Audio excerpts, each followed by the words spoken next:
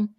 I'm your host, Victoria Campbell-Gillies, and today we're going to be focused on the Spanish elections that happened about a month ago. And on our show today, we have my good friend and Professor Andres Santana Leitner from the Autonomous University of Madrid. So Professor Leitner is a political science professor there. And welcome to the show. And thank you so much for coming on. Thank you for the invitation. I'm glad to be here with you. Great. Okay, cool. So let's start off with, tell us a bit about these elections in context. What is the context of these elections? What happened in the previous elections in the run up to this? And if you can tell us a little bit about the structure and the context, the background of it. Yeah, well, so in Spain we have local, regional, and general elections, and regional elections don't take place concurrently in all regions, but in most of them, and they do take place concurrently with local elections. So May 28th, I think, we had regional and local elections in whole Spain, and regional elections in 12 regions out of 17, plus the 2 autonomous cities. And in those elections, it was not a landslide, but the right-wing parties clearly won, and they got a huge increase in power, in local and regional power, which was lost by the left, mostly by the socialists. Well, that's quite interesting because so in the run-up to the most recent elections, it really looked as if the right was winning. And the general polls predicted that the right would form a coalition and that they would win. And that didn't happen. So that's kind of a surprise. And, I think it really needs some explaining. Like, how did that happen? I mean, the right, if you allow me, the right did win to the extent that they got more seats than the left, and they increased very significantly the support they had had in the previous elections, but that was not enough to have an absolute majority. The right committed many mistakes related to coalition formation. So, I mean, for the traditional right-wing party in Spain is the People's Party, a party that is competing in, the several party in the European group is competing in many other countries, and they need the support of radical right populist party Vox, a rather new one.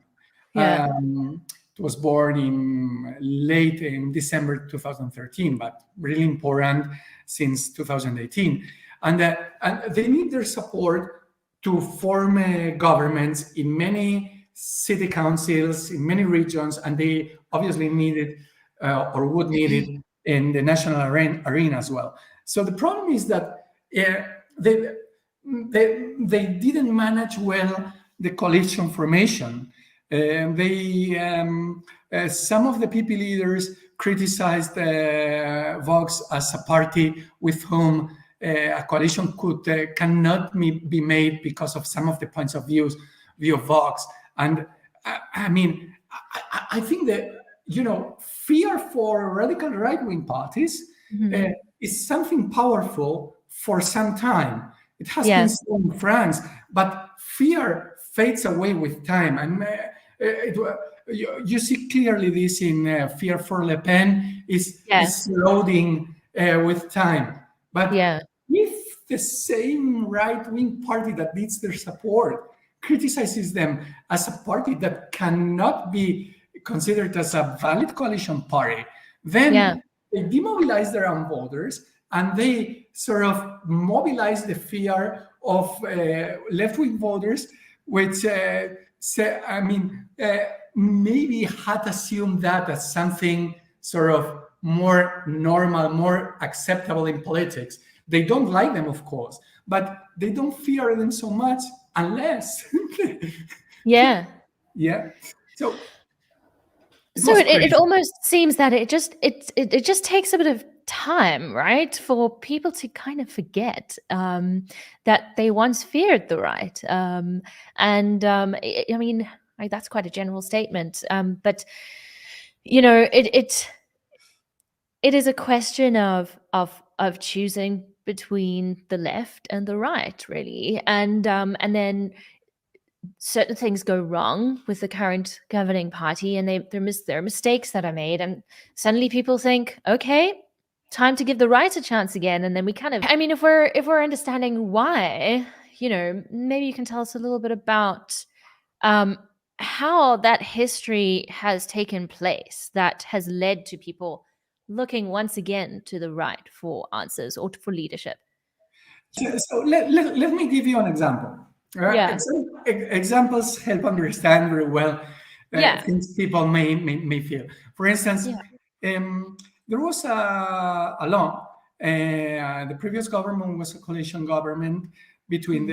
the Socialist Party and Mhm. Unidas Podemos, Together We Mhm. Can, which is was a well is a left wing radical left wing populist party, a Mhm. rather new one, also born in Yeah. 2014, and Yeah. the, and the gender cabinet was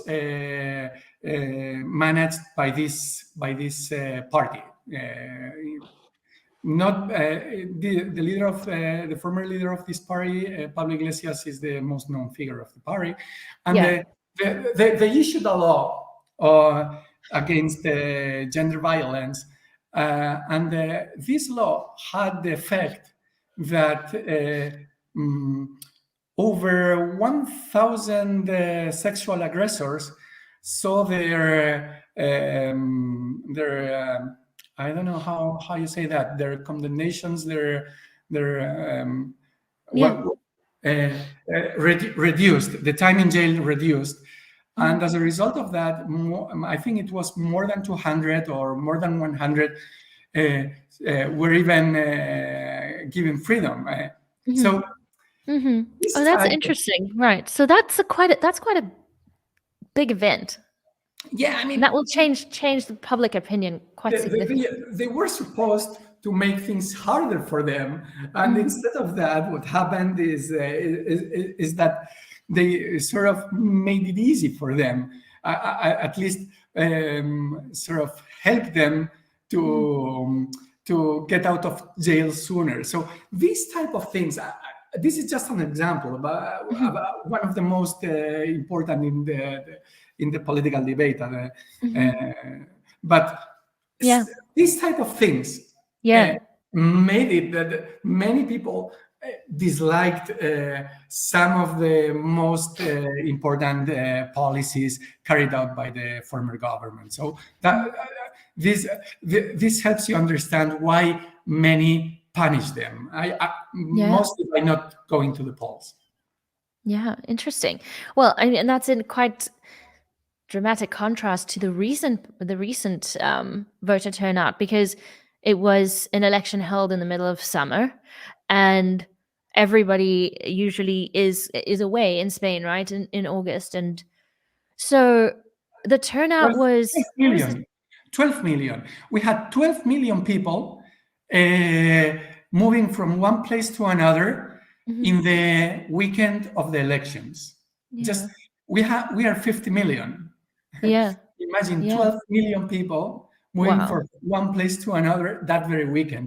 This gives Yeah. you an idea of how exceptional the timing of the elections was.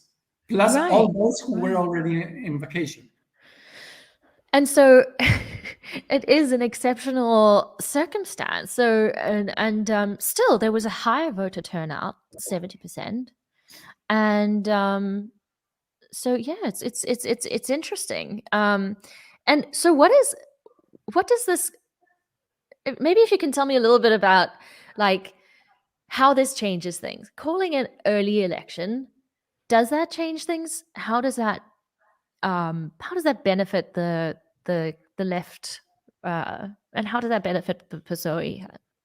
Well, Or does I it? think, If at all, maybe I don't know. well, if you see it retrospectively, you can see Mm. that it worked pretty well for the PSOE. Yeah. I think that the goal was there were several goals there, but Mm. the two most important ones were possibly first. Usually, there is honeymoon of the parties who have won some elections, and this lasts some months. Mhm. So they would be build up support after at least for some months after Mhm. winning some elections. So there Right. was no time for that honeymoon to take place because right after winning the elections, the right, we had another we could call them snap elections, and Yeah. there was a new campaign, and you would start talking about something different about the new elections. Yeah. Second thing is that this during the election campaign for the general elections, Yeah. um, there were obviously the negotiations for the constitution of these regional and local governments, and that Yeah. was potentially dangerous if the right-wing parties committed mistakes in their communication strategies with regard to coalition building, which they did, as I explained Yeah. sooner, or if they committed mistakes in the first policies they carried out or in their communications when forming a government, and they did as well. And Yeah. those mistakes had mostly to do with Vox, the radical right-wing populist party. Yeah.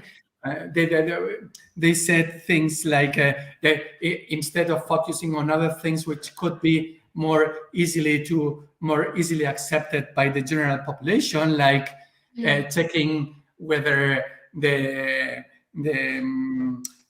finances of the previous administration were right or something like that. Mhm.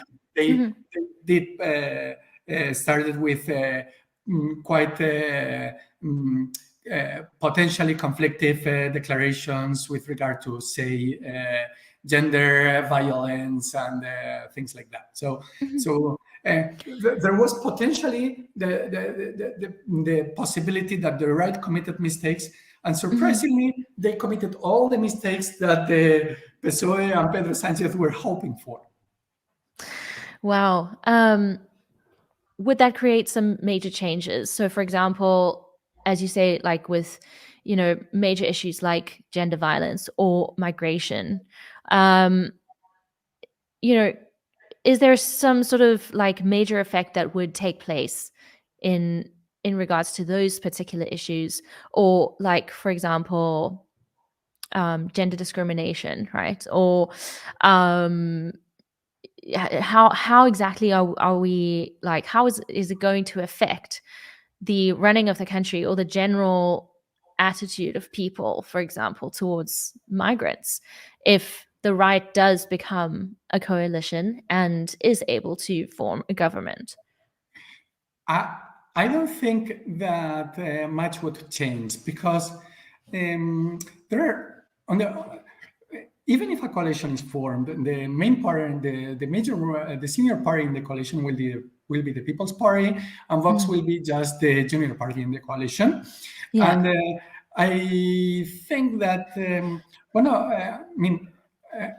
Vox is also a party that we can understand to represent Mhm. also the rural parts of Spain, like peasants and all these people. So Mhm. they will be happy Mhm. to have cabinets related to Mhm. that. So Mhm. it's unlikely that the People's Party will hand them, Mhm. say, the chancellorship or something like that. They won't, Mhm. or Mhm. or any top position regarding migration, or they won't give them something like the gender cabinet or anything like that. Mhm. They don't even want it. they don't Yeah. Yeah. they don't even Yeah. want the gender cabinet to change things there because that would be problematic. They would be responsible for gender Right. equality. Now, they don't Right. want it. So they would give them something like, say, agriculture and all these kind of things, which they would be happy to Interesting. assume. And Well, that's actually really interesting. I mean, and that, in a way that kind of makes sense, you know. and Um, and on top of that, yeah. uh, it's more about what's the language. It's to a large extent, it's about what's the language you're using, whether you call Mm, it gender violence or whether you call it right. family violence, and Yeah. whether if you call it gender violence, then it's under the current policies. It's Mm, assumed that it has to do with uh, sexist attitudes mhm, of males towards females mhm, and not the other way around, mhm, at least mhm. as a general idea. Whereas what Vox tries to Whereas, frame, and it can be the other way around. That's it true. could, it Yeah, could, but very much. and that's actually what Vox is trying to Mm, change. To say, mhm, we will talk about gender, about family violence, and we right. will not talk about gender violence, which in our view Yeah. is a part of the gender ideology, Mhm, but it is not that they want to eliminate policies about mm, regarding gender violence. To some extent, they want to even make some of them mhm. make them stronger because they claim that gender violence has to do with immigrants from Muslim countries. So Right. This is a really interesting, how will, which parts of government really are working with these issues at the end of the day? Is it the right? Is it the left?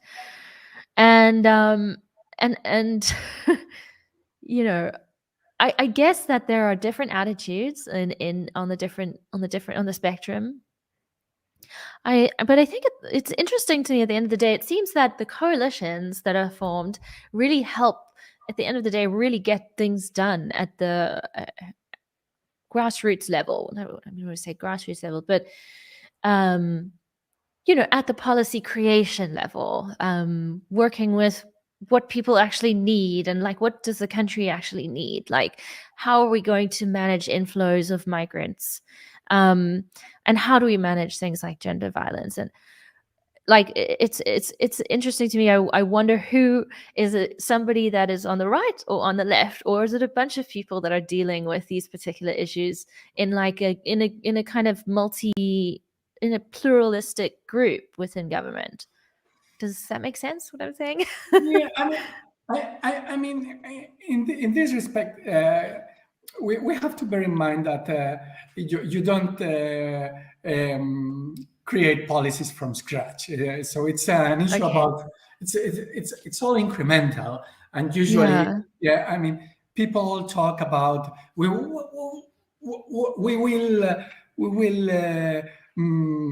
reform everything that Sanchez did. That's what parties in the right said. Mhm, Obviously, they won't, and if they assume power, they will mhm. just change some things, but Yeah. depart from that. And that Mm, already happened the last time the right was there, and they didn't.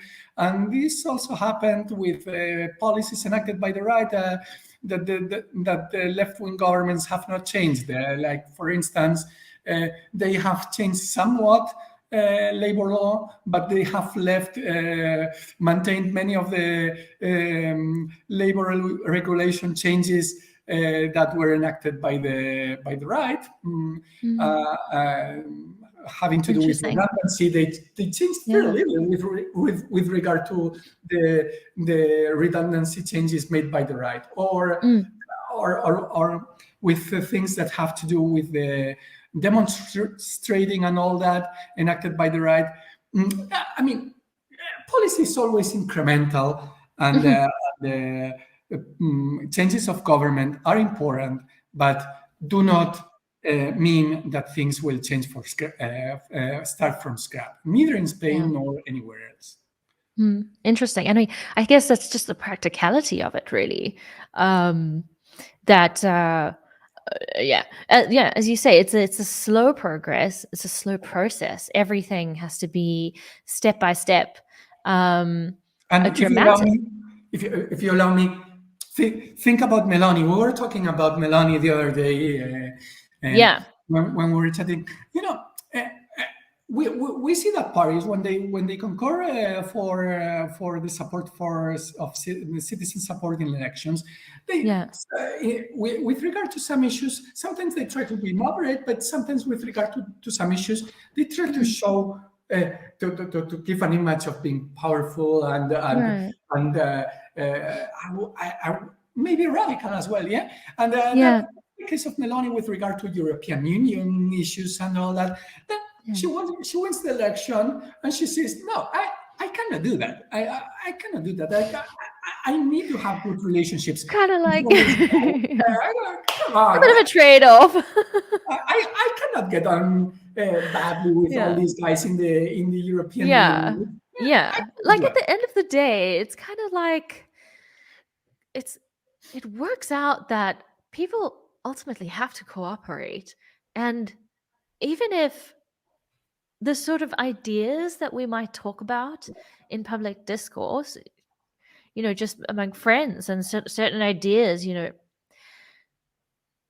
up in government, it seems that there's a process and there's a system that ultimately forges cooperative uh, unions between people, and I think that's probably one of the strengths. I mean, it seems to me to be a major strength of Spanish government, and is really something to be. It's quite impressive, I think, and so in that sense, that if I what I would imagine is that in future, it's never going to be some dramatic change that's like, okay, all of a sudden we have completely lost power and lost the plot, and now we're heading down a dictatorial road again. um it's not that kind of scenario. It's not quite that dramatic, right? No, but there will some things are likely to happen which are not good for democracy. I would say, regardless of whether the right or the left are able to conform a government. I will. I think it will be the left. We can talk about that later. But what will happen is that the if the left is able to conform a government, they will need the support of some parties, which can give them support for the election of the president, but who will not be part of the government itself, like Catalan and Basque nationalist and secessionist parties, and which do not tend to vote with them along the lines of the PSOE systematically, and the same will happen if the right is able to conform a government. So what we will see, we have already seen that in the previous term, many of the things of the laws passed were not laws passed in parliament, but law decrees enacted by the executive. And this is likely to become strongly reinforced in these elections with the new government, because no government will have enough support to easily pass laws in parliament. It will be really. I can talk about that, about who who might win the government and who will be supporting them, both in government and later. But the point is that we will likely have most of the things enacted via law decrees. And of course, democracy is about different balance of power of different Mhm. branches. Mhm. Judiciary, uh, Legislative and yeah, executive, but executive. then we have the legislative to pass laws, not the executive. And Right. if we sidestep this and get accustomed to having almost all as law decrees, that's a weakness for a democracy, because we Yeah. are seeing that we are sort of uh, degrading the role of parliament vis-a-vis the executive. Mm, that's well, I mean, that's interesting. I mean, um, you know, the recent it just makes me think of the recent protests in Israel of a law being passed that allows, the Supreme Court to not have the function that they should have to out to veto a law that has been passed. And so, you know, it's and obviously there's a huge outcry that this is the end of democracy for Israel. Anyway, that's a whole different topic. But But it's a topic that so is shared in many places. I mean, yeah. governments, executives of Mm, democratic countries tended to abide to the rules of the game and mm, understand that there were limits to their power. mm, But now uh, they have seen that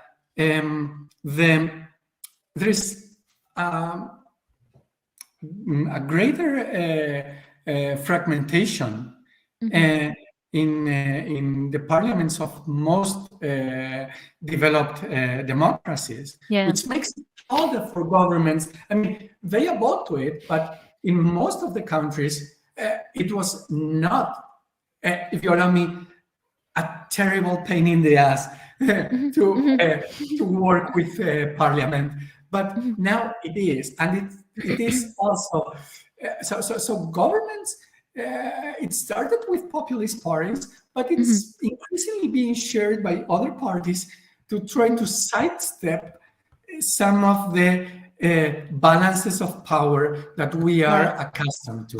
And COVID was terrible for that, because governments were got accustomed to doing whatever they wanted Mhm. because they could.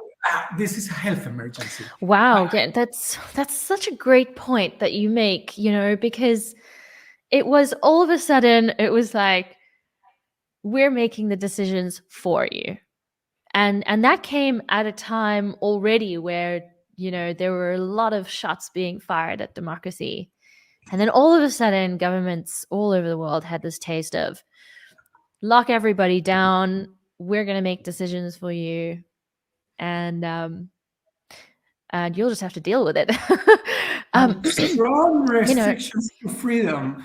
it Uh, was really intense. I mean, I remember going for a test, a COVID test, and I mean, honestly, I've never in my life been in like, it was. Yeah, I thought it would be okay. I was flying back home, and I was, just going for a COVID test, and it was the most painful thing I think I've ever experienced in my life. And I thought, imagine people that have to fly a lot and they have to do this like every 2 weeks. My God, like, so that was a shock. And then, of course, everybody in the whole world was just absolutely like, "Well, what are we going to do with ourselves, and when is this going to end?" And there was also there's nothing anybody could have done. There's nothing anyone could have done. So we just did it. We just had to do it. Um, and we had to do many of these things. Not all. mm, Some of the measures were really stupid. One day I want to write a book on stupid measures, policy measures related to COVID. Like for instance, in the boats in the Retiro in Madrid, this huge park. There are these pedals, love, and these pedals have, say, the borders of these pedals are like half a meter or something like that, or a meter yeah, wide, broad. yeah, And so if there are two pedals, you're at least 1 meter distance, or 1.5 meter distance from somebody else being in a pedal. And usually yeah, pedals are not just side by side. yeah, Nonetheless, they say, okay, we can only have, say, 50 or 20% of the pedals. I mean, people pedaling within a voting retiro are in no contact with people, but you still enact measures because you think, oh, no, it's COVID. Now I have the power. I can do whatever I like. And Yeah, yeah, I mean, yeah, many measures were simply stupid. And yeah, yeah, yeah. governments got accustomed to being able to do whatever they pleased, Mhm, whichever idea they had, that mhm. that's policy now, and It, nobody can tell me anything because I will say yeah, it's health emergency, and yeah, that's hard to forget. I mean, they want to keep definitely. doing I mean, yeah, one thing is clear is that people love their freedom, and it's like a human thing. It's such a human um drive, right? To have freedom. But I mean also the laws that we follow with in a democracy are also what people need for protection. Um but yeah, I mean it was a huge outcry as well in South Africa when they banned alcohol during the lockdown and I think it was I don't know. I have to check if I'm right, but I think it was cigarettes as well, and people were like furious. um, and there was also quite an outcry, I think, in New Zealand when cigarettes were banned for people over a certain age. Oh no, so people under a certain age, people born between, I think it was, I'm not sure of the exact dates, but people were upset about that. So like take away people's freedom, and they get very upset. And I mean we've seen this over and over again in history, over and over again. Like I mean, it's not even that long ago that the end of fascism ended in Spain. What was it? 50 to 70 years ago, was it? that was 77. We had the first free elections, 77. So and it's, yeah, I mean, it's like 78 we wrote almost, the new constitution, and 79 we had the first elections with a democratic constitution. yeah. And so, and one thing that definitely really was sort of hit hit hard was Pedro Sanchez saying, we're not going to go backwards, we're going forwards. And this has always been like a crossroads. Like that was such a crossroads. It's a crossroads moment for Spain. Um, Essentially, we have to sort of choose a party that represents going forwards. Because going backwards is, I mean, we were just saying now about how when you make dramatic changes, it's always a disaster. And if we were to go backwards, we would be making dramatic changes, like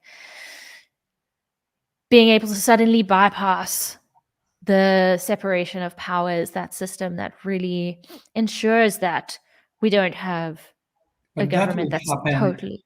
But that will happen whether the left or the right gains power. Actually, with the last government, Yeah. they had huge difficulties to pass laws, and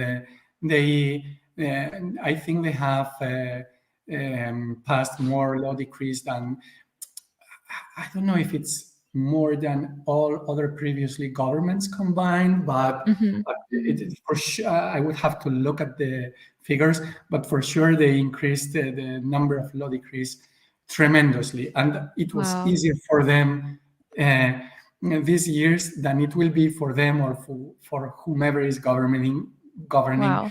in the next So, years. what's the difference between a law decree and an actual set in stone law? Law decree is passed by the executive, and then Okay. it may be then convalidated by the parliament, but it's Mm-hmm. working nonetheless Mm-hmm.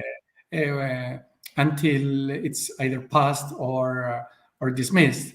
But Yeah. it's the executive who issues the law decree, and this is supposed to be for emergency measures, Yeah. but Yeah. it's for anything you want. And of course, if the parliament then does not pass it, then you issue a new law decree with a similar content, and you keep on working, bypassing parliament. Wow. So, yeah, I mean, it seems like there's possibility of quite an erosion of democracy. And well, we don't have a prediction tool really, as we've seen. We don't know. Anything could happen, right? Um, but it's interesting to know how it all works, like how the way that you explained it is really great to know. um I wonder, like, it,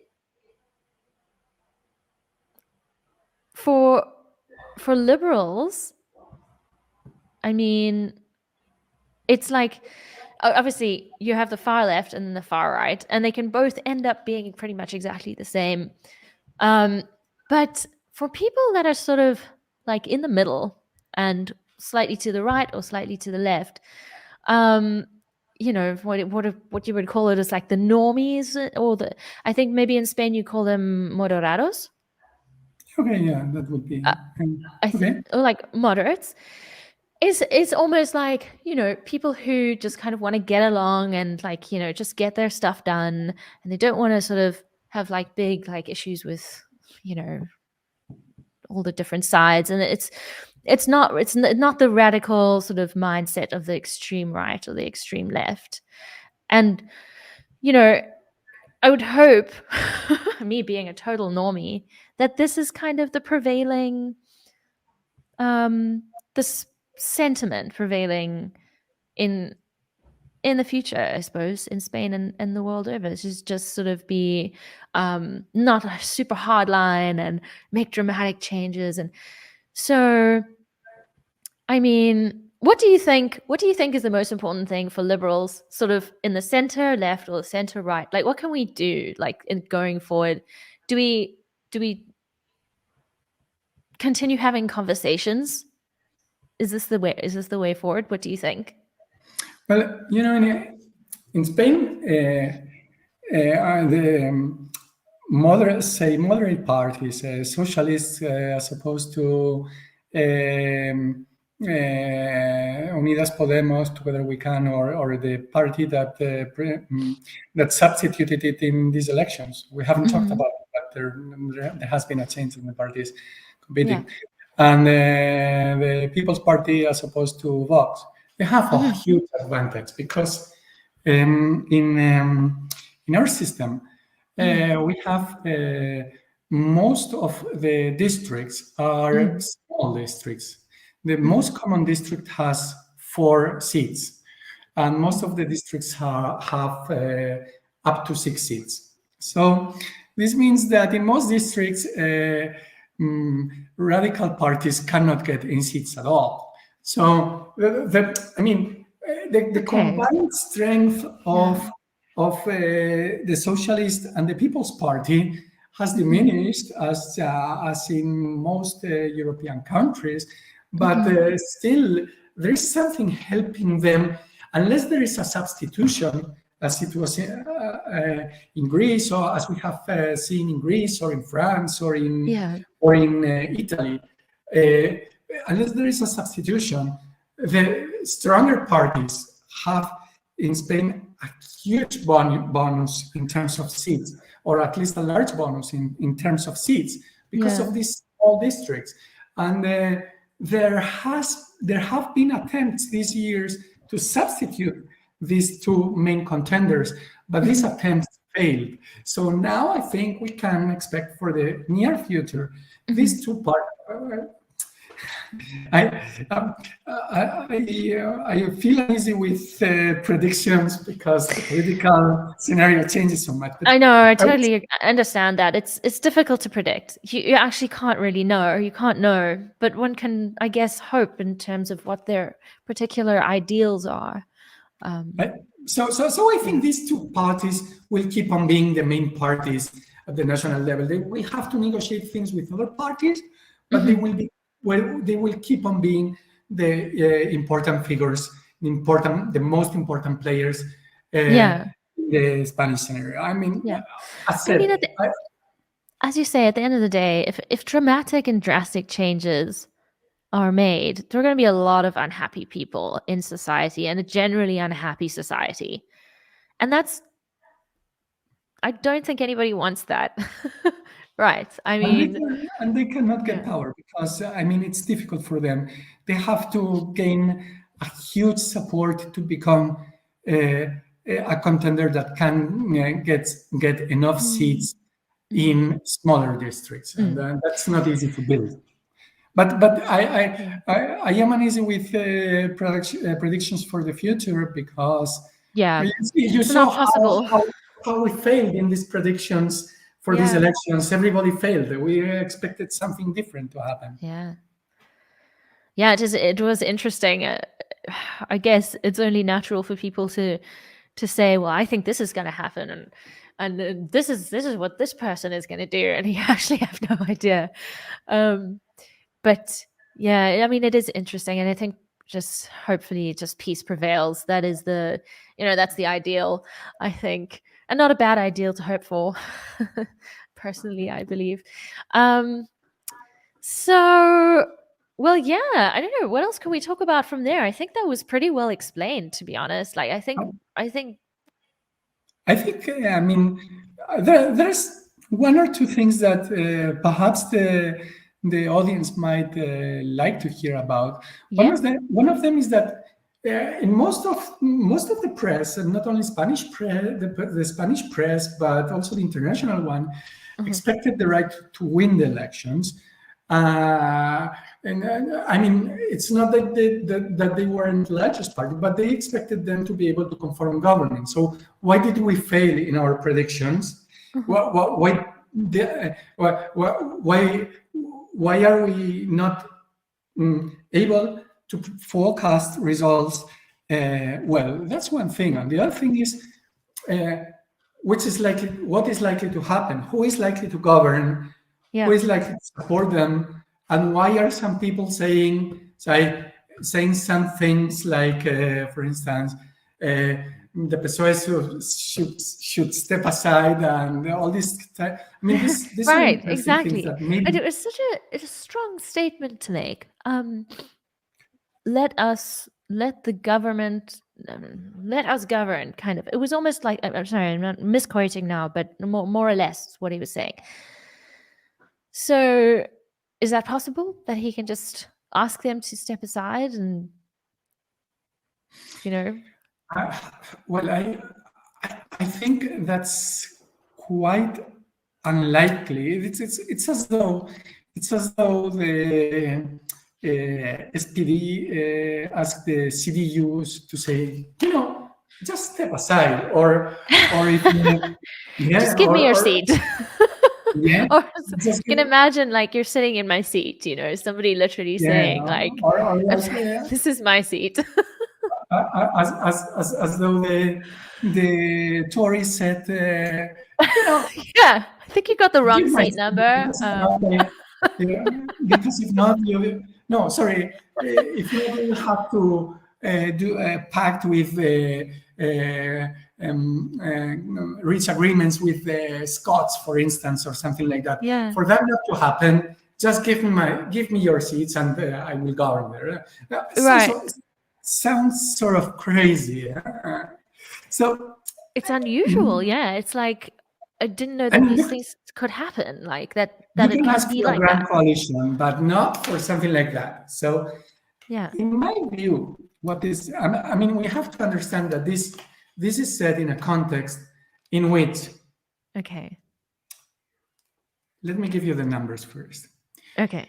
130, 50 seats, 350 seats, Yeah. 175, draw, 176, you get it. Yeah. The right has 172 so far. The left has 171. First vote, you need 176. Uh-huh. So the left would get 176 Uh-huh. if they get the help of the party of the current fugitive from justice former president of the Catalan government, Puigdemont, currently living in Waterloo, fugitive from justice. Yeah, And so they would only they're relying on the help from that party. they need it. If not, second vote, if you get more yeses than nos, And that you party is get the not looking so government. good. So if there is a second vote and nobody gets it in a first vote, the second vote, the right would have 172. The left would have 171, and Feijóo of the People's Party would be elected. So the left needs the support of this fugitive from justice. So Yeah. that's the context in which Wow. these And declarations.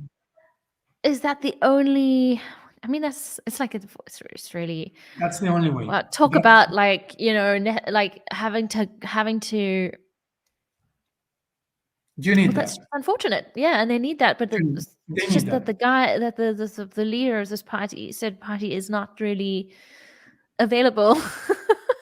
They need that, or to Yeah. convince one of the two small parties that have one seat and are currently supporting the People's Party to support them. Like the party I of the Canary see. Islands, which has one seat. This is the most likely possibility. So they need And to convince supporters of the right to support them, to support the that, left. that is unlikely to happen. But my take is that given that it is problematic to, and getting the support of the party in the Canary Islands, you may make it, but it's difficult because now they are currently governing with the People's Party as the senior party in the coalition in the Canary Islands. Although, of course, you could offer them the same deal in the Canary Islands as well. That could happen, but if not, you need the support of Carles Puigdemont, currently living in Waterloo. So, and you need to give them an amnesty. Wow, which would be quite controversial. I can imagine. I think it's controversial. I think voters could deal with that. Not all of them, but that's what allows Feijóo to follow this discourse. But they cannot offer a grand coalition because after years of not getting on well at all, you cannot offer that. So the German solution is not there. But it won't happen. It will. The PSOE will. It's like the SPD wouldn't give their seats for free, nor the Tories, nor the. That won't happen anywhere. So. It's almost impossible in most situations. So, I think Feijóo does not try to convince Sanchez, but I have a reading of what he's saying that is not being commented in Spain. My reading is that he's saying that to have this in the public discourse, and what he's trying to do is trying to convince 4 guys, he only needs 4 guys, of the Socialist Party that do not like at all Catalan secessionists. Oh, I see. And Basque secessionists. I see. That do not get on Which well Pedro Sanchez has, if I'm right, he was, he was trying to allow one of the regions to. He must give them amnesty, among other things. And so some MPs of the Socialist Party, he needs 4, and who do not get on well with Sanchez. They are related to low regional party leaders who do not get on well with Sanchez. So I think all this discourse is done, is performed in the case he can get the support of these 4 PSOE leaders to vote for Feijóo instead of for Sanchez. And this sounds crazy, but bearing in mind that 1, there is this issue with secessionist parties in those places. 2, they get on terribly badly, or rather badly, with Pedro Sanchez. And three, that this has happened in the past. This has been happened to conform a regional government in Madrid and in Valencia in the past. And this has happened Okay. with some votings, both for the PP. And they have always paid those who did it. The last time it happened was in a vote for a labor law. The PP lost it anyway because one of its MPs didn't vote as didn't understand how to vote and voted incorrectly. But two voters Wow. of a regional party in Navarre, right wing, that is traditionally allied with the People's Party, voted Yeah. along the People's Party and against what their party was saying for that party to the party leadership was saying for that particular voting, and they got expelled from those parties, Wow. from that party, but are now in the Spanish Congress under the PP label. So Wow. they pay them. Ah, So I think this discourse has to do with that. And Spanish people, I mean, I may be wrong. I don't know what they are doing. I may be attributing Feijóo and the PP some one can't intent really know, we can but have. But I think this is something that we should be very attentive to, because if you have more than 100 guys and some of them are like in the Middle Ages, nobles that in theory you are their liege, but they don't like you and they don't like what you try to do. It's wow. difficult to hold up everything there, and I think Yeah. we have to watch that very carefully, because that could be one of the ways the People Party could get government.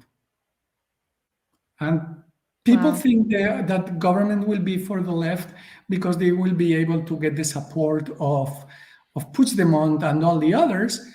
Right. But we are not currently talking about the possibility that they lose the support of some of their own. Right. Exactly. And if that were to happen, and it could cost them the support that they actually need from the people and the voters. I mean, But wouldn't that make them, it would make their claim to the throne a little bit illegitimate, wouldn't it?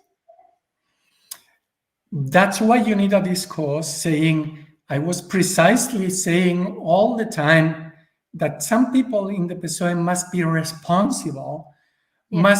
must think of Spain uh, first, and in terms of their party, only Right. second.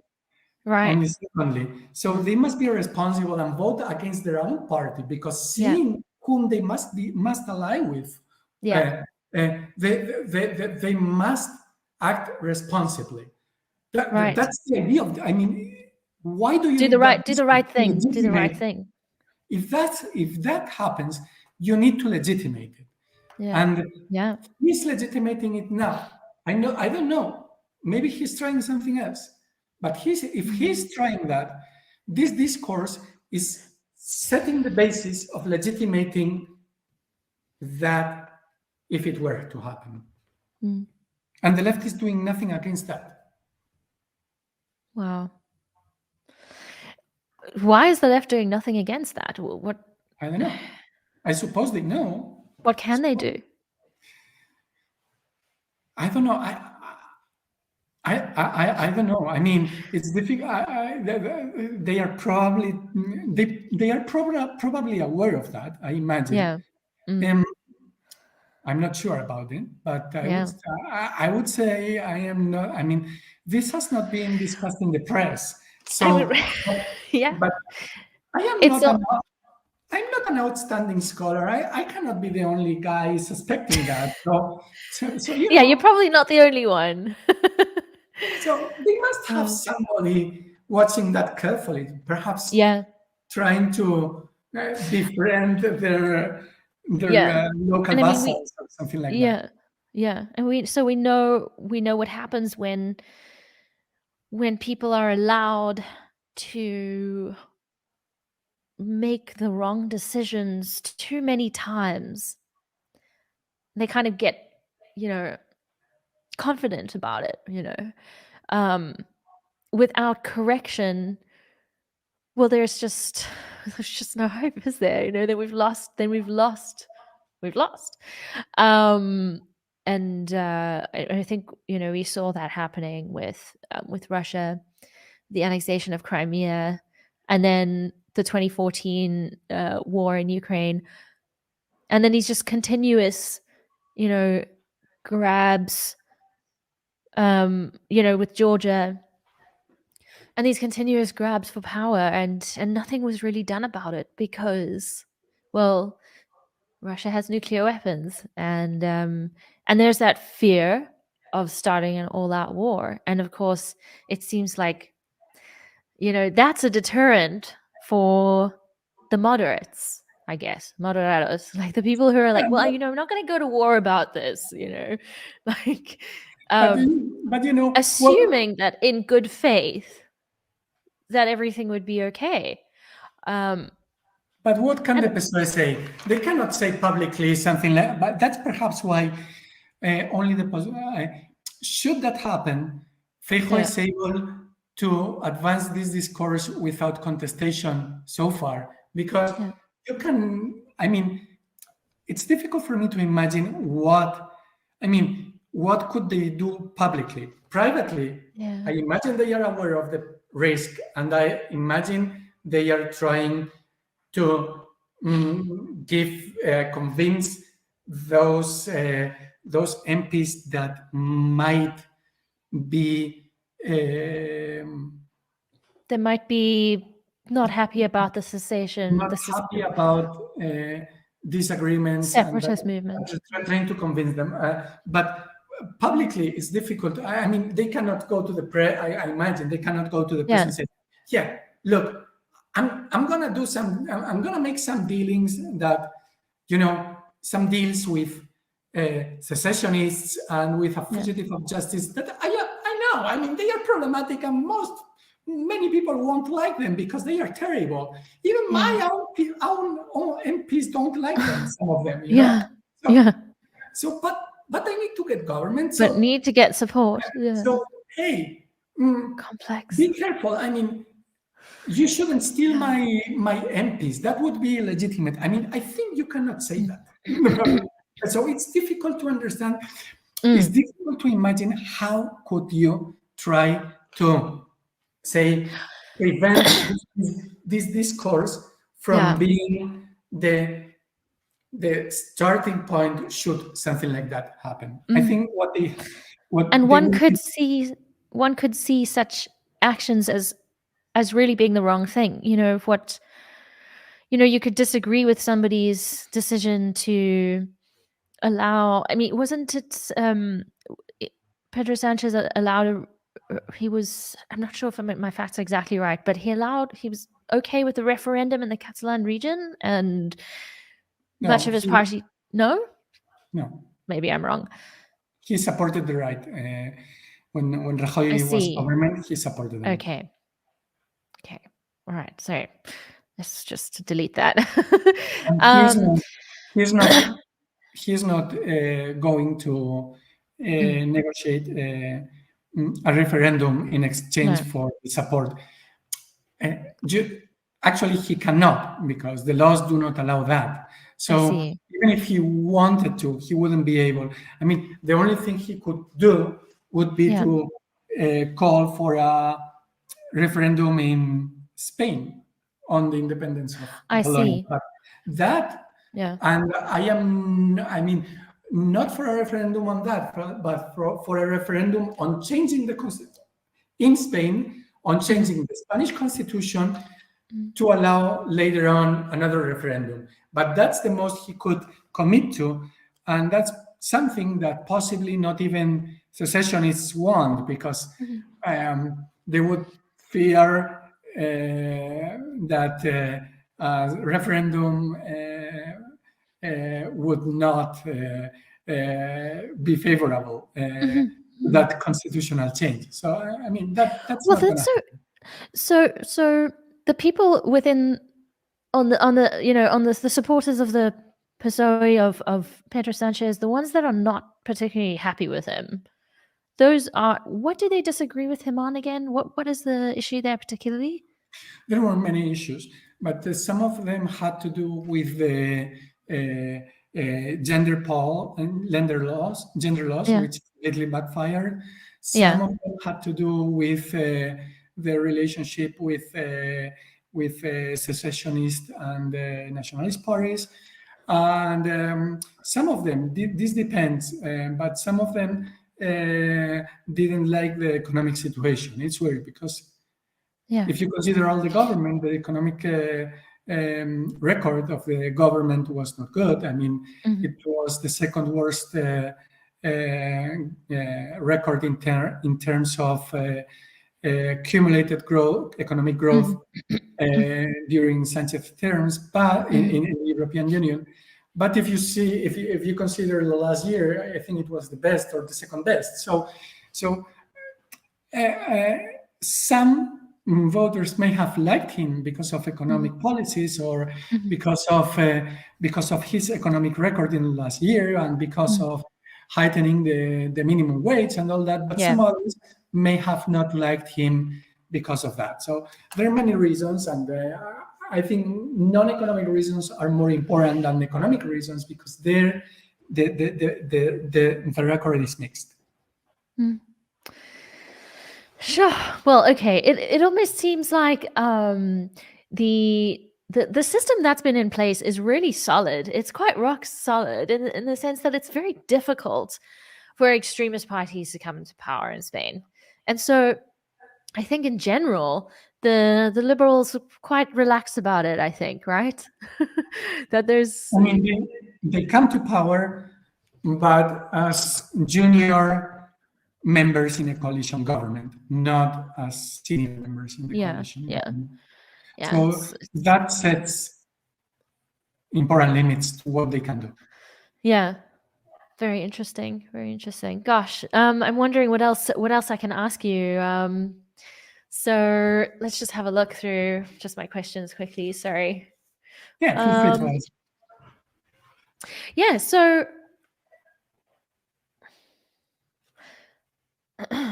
okay, yeah. So one thing I wanted to ask is this current situation where will there be another vote? Will there be another election called? When is the next election? And so how long before the next election? So there are three possibilities. One, neither Sanchez nor Rajoy are able to conform a government. That would lead to elections in January, mid-January. Okay. Second, that is possibly not going to happen. Second possibility, second possibility. The right is able, Fijo is able to gain support, enough support. Either getting the support from Puigdemont as well to not vote in favor of anybody.